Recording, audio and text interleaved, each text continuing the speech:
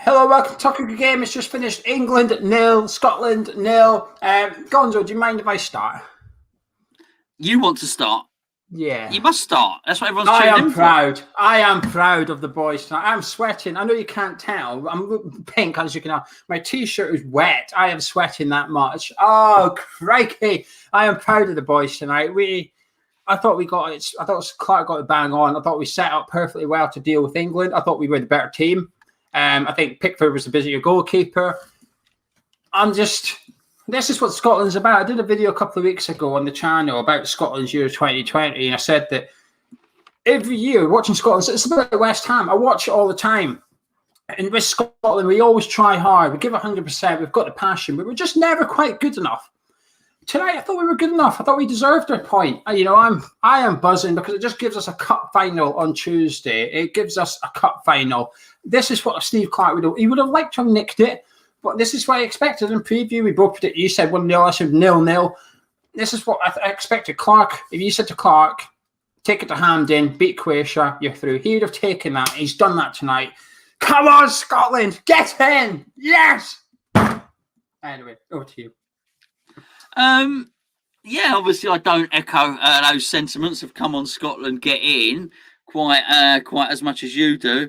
But I totally agree that it wasn't just Pickford was the busier goalkeeper. I felt that the best two quality chances, which was obviously Pickford's one-arm save, which was excellent, and then when Dick spun and got that wonderful, sort of almost a curling half volley, which Reece James headed out really well. They were both that and Pickford were probably the pivotal moments for England, and they both denied what were probably the quality chances in the game. I also felt England's best opportunity to score was the point at the end when everybody fell over, and that sort of summed it up. Oh, go on, yeah, everyone's falling over. We might score now. But we couldn't because even with half the Freudian slip, half the Scotland team falling over, we still couldn't score past the other half of the Scotland team. So we decided to fall over as well. Fantastic. You weren't good enough tonight, England. I'm going to try and be balanced tonight. Okay, you should have won tonight, not because of what I've seen for 90 minutes, because you've got better players. As simple as that. Southgate let you down tonight. When I saw the lineup, I thought possibly it's the right lineup, but it wasn't working at halftime. It was obvious it wasn't working. He had to do changes. And then he took Grealish on, but that still wasn't working because Grealish got the ball and he would get 5-10 yards. Scotland would drop 5-10 yards. Then he would stop because there's nowhere to go. And nobody was doing anything. Everyone was just looking at him and going, well, go on then, Jack. What are you going to do? And he was like, well, this is what I can do. I can push the defence back, but now I need other people to join in a little bit. And this is where I think Southgate made a massive error, not taking Ollie Watkins, because I would have took Ollie Watkins on. I thought, well, I've got Grealish on. Let's get on the striker that plays with him every single week. I've got a creative player. Let's get on. Taking Harry Kane off, that I was delighted. I'll tell you why. That was Southgate waving a white flag to me. That was Southgate saying, I don't know what to do. I don't know what to do to beat Scotland. And I just thought, brilliant. That was almost like a 1-0 Scotland when Kane came off. If I was Steve Clarke, I would have... No, wait. If I was Clarke, I would have been looking at Southgate smiling when Harry Kane came off because I thought, you've messed this right up. You don't know how to beat us. You took on Marcus Rashford up front. Marcus Rashford plays in behind the defence. There was no room in behind our defence. It's not even like this substitution made sense. The only subs that would have made sense was to bombard our box of crosses and hope something fell for you. And you didn't do anything. England were crap tonight. And when we did the Euro 20 preview, I'm going to stick with my prediction. You're going to go out in the last 16. You're going to come up against a decent team and you're going to go out. And scraped it past Croatia, and you've struggled against Scotland tonight. You've created like one good chance against Croatia and Scotland. It's shocking from that manager, to be honest with you. The talent you've got at England is remarkable, unbelievable. If we had one or two of your players tonight, Scotland would have won. We were just stopped by the players just not being quite good enough. I thought the manager got his tactics bang on. The players all gave 100%. I thought we were composed at the right times of the game. When we needed to slow things down, we did slow it down. We were just lacking a little bit of quality in the final third kind of thing. England's got that, but You don't really see it. You must be a bit pissed off as an England fan. You must be. There must be a lot of England fans right now raging. Well, I mean, yeah, I mean, obviously, I've done the watch along. So we've been chatting with other England fans for the whole game. So yeah, we're all. Well, I'm not. I'm not just speaking for myself. I've been chatting with a load of England fans for the last 90 minutes, and we're all pretty frustrated with what we saw. In fact, I didn't see a single person in the chat come and defend Southgate. And you know what it's like. We do this Hammers chat stuff. There's always someone who disagrees with something that you're saying. Or maybe your man of the match, whatever. Not one person came in and defended Southgate there. So I think everybody was very, very frustrated with it. You're right. We discussed that he didn't know what to do. He didn't really have a clue how to break it down, and I think he made a massive mistake. It just no, actually said it. Okay, Grealish is warming up. He's about to come on. Watch him take Foden off because he just can't do it. And I sort of likened it to any of these other sort of big teams that you see, which is Portugal. They don't think which one. Fernandes or Bernardo Silva? What? It's so English, and you can say that for any of those big teams. There's not just one tricksy one out and one tricksy one in. No, because actually that bit that you described, where Southgate and where Grealish had forced the team back, forced Scotland back.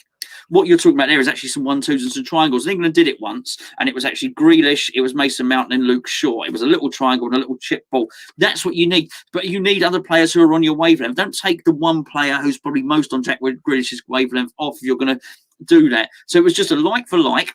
He didn't change the formation. He just changed very, very little. So what he decided was the personnel were going to do it. But I will tell you something about England. And something that was very, very evident. You can analyse it for all you want tactically. England did not look like they enjoyed themselves today. And I don't mean that, right? I know Scotland played well and it's Scotland v England. But let's get this in context. It's not like an England team that looked like they really enjoyed themselves against Croatia, but today didn't enjoy themselves. They didn't look like they were a team. They didn't look like they wanted to be there. They didn't look like they have any energy. Some of them looked unfit, but these are all old things. I want to take that. And I just want, obviously, the majority of people watching this are going to be West Ham fans. Look at West Ham when we score a goal or when we're warming up. Look at the team. Look at the team. They're friends. They're interacting. This is a bunch of strangers. They didn't look like they want to be there. They looked like, I mean, crikey. I was looking at this thinking, I ain't got to sit here for another 15 minutes, have I? And it looked like the England players were thinking that as well. It's a really weird thing. And for Southgate, I realise I'm ranting now. For Southgate, who sits there and gives it all the big one. Thank you very much, Bobby. Very gentlemanly of you, my friend. For Southgate to sit there and preach like he does about a cohesive nature of team spirit. He doesn't like this person in the squad because they're a bad influence on the squad. So that's his ethos, which is and he does it. And I'm going to get the players to play darts with each other and play darts with the press because everyone's going to be a real big happy family and everyone's going to be a massive bunch of mates. And what this is going to do, this team ethic and this team cohesion, is going to be really good for England because it means when we get on the pitch, they'll be like a band of brothers. That's not what's happening at all. They look like a bunch of strangers who don't want to be there.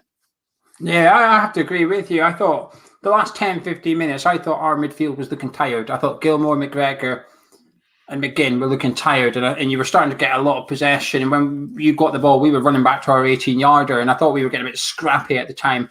And I was thinking, this is where Clark's got to make a couple of subs and he's got to get bang on. He made one and he made the easy one, Gilmore, the young lad, off you come, a bit Moisey kind of thing. But I felt like the other two were still tired, but he didn't change it. And I felt like that was because he wasn't afraid. I don't think Clark was afraid of England. He almost looked at you and thought, you just haven't got it. Whatever it is, you don't have it. And you didn't. I thought tonight, I thought we very much deserved the point. And I know people, mainly on social media, not so much as you, but social media and stuff, will be like, Scotland's cup final. Well, it kind of was. It's a bit like West Ham playing away to Tottenham and getting a point. It's a good point. You're allowed to be happy with it. But what it does do is it means that we beat Croatia on Tuesday. We're in the next round of Euro 20, which is just ridiculous, really, for Scotland. We shouldn't be, we should be competing to some extent. But you look at our squad compared to Croatia and Czech, I think it's compatible, but it's got nothing on England. And the fact is that you're now away to play a Czech Republic side on Tuesday who need a win. they've got 4 points. They need a win to make. They need a point to go through, but they probably need a win. And where we play Croatia and we need a win, it's not completely mental that Czech Republic will beat you. We'll beat Croatia. We'll finish on the same points as England in the group. Then Southgate's under pressure massively now. I think he already was. I don't think he ever had the full England fans backing. I think they were always a little bit worried that he was a bit too cautious. And tonight he was just unbelievably cautious. I thought it was easy for Scotland. And especially, I know we didn't win in that, but I don't remember Marshall making a save. I don't remember making one save the whole game. Stones hit the post. Kane's header went wide. Mount should have done a bit better, but it went wide. Second half, there was a rollover in the box, like you said. Apart from that, I don't know. It's true. It's true. You had an extra days. You had an extra day's rest. You didn't have to move from London, whereas we've only had to travel down the country. We've had a less day's rest, and we've had to travel and stuff. I thought we looked fitter out there. I think we wanted it more than you, and it's shocking really, because when you see those players play for their clubs, Declan Rice for England tonight was nothing like the Declan Rice I've seen at West Ham. I know it might not be popular on the West Ham channel, but I'm sorry, but Declan Rice runs through brick walls for West Ham, and I'm sure he will for England. Tonight, didn't get that impression. I don't know why. It was almost like there's too much pressure on England has got to them. I'm not sure what, but England were flat tonight. And yes, you can blame Southgate's tactics. It didn't help. But I'm sorry, but those players on that pitch should be doing a hell of a lot more than they did tonight for England. Yeah, I agree, but I think it comes to a point where, hold on, okay, so if you can't get a tune out of him and you can't get a tune out of him and you can't get a tune, then actually, I think that's something that you can. That's true, isn't it? He's not wrong. No, he's not wrong. He's not wrong. I think it's something that you can say when one person's playing wrong. If you hold on a second, pull your finger out, mate. You've not done anything. But actually, when you look at players who normally sparkle for their clubs, and there is a lot of them there, and you think, well, it can't all be. Harry Kane can't be crap. Phil Foden can't be crap. Declan Rice can't be crap. And go on, and you go on through the list. There's something more to it than that. And listen, I don't think that England have not lost a game of football. I don't think it deserves a massive inquest, but I do think you're absolutely right. Because when you see these teams, these other teams, which everyone has seen, because everybody's enjoying the Euros, and rightly so. When you see France, it is frightening. And then when you look at, let's say Belgium. So Belgium had to weather a storm of national pride from Denmark.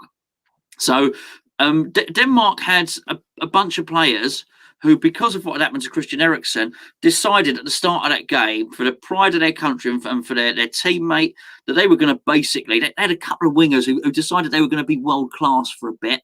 They had a striker in Braithwaite, whatever his name is, who looked absolute dynamite, and a load of players there.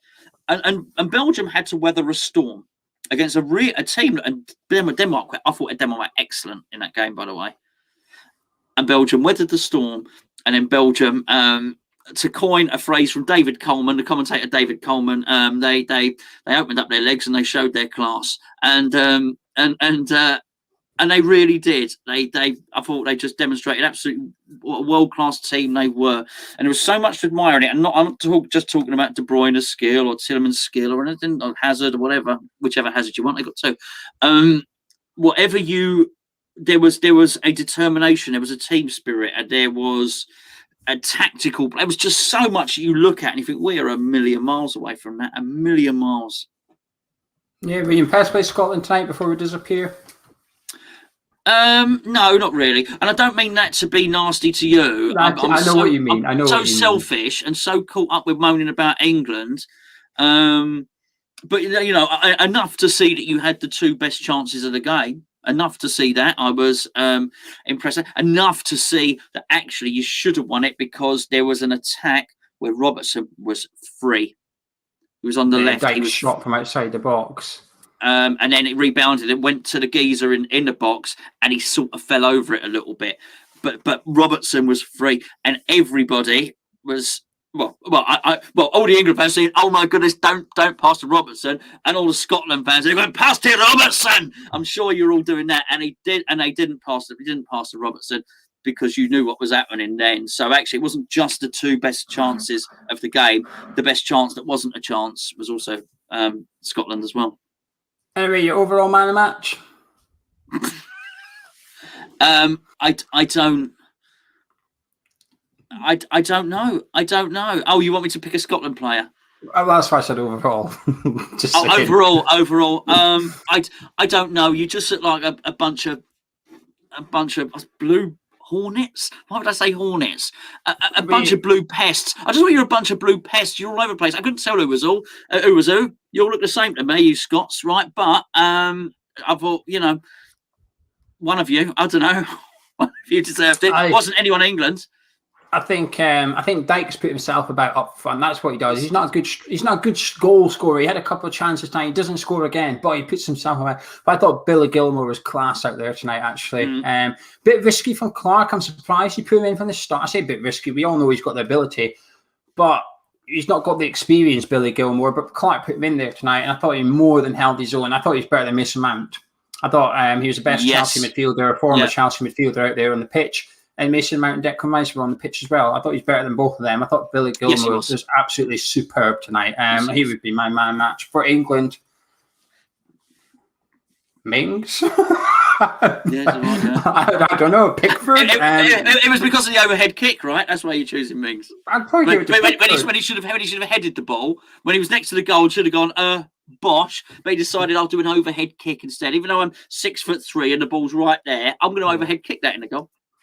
Anyway, we're going to disappear, but we'll be back on Sunday with a preview ahead of the big games on Tuesday night, where England take on Czech Republic, which is now a must-win for England. Scotland take on Croatia, which is a must-win for both sides. So it should be interesting. Group D is going to get lively on Tuesday night. You can join us on Sunday. If you enjoyed this review, drop a like, comment, subscribe to your YouTube channel. Before we disappear, just want to say a massive thank you to Stuart Moore's Accountants for their continued support of the channel. They've sponsored this review as well. So a massive thank you to Stuart Moore's Accountants. Their support is much appreciated. Myself and Gonzo, we're going to disappear.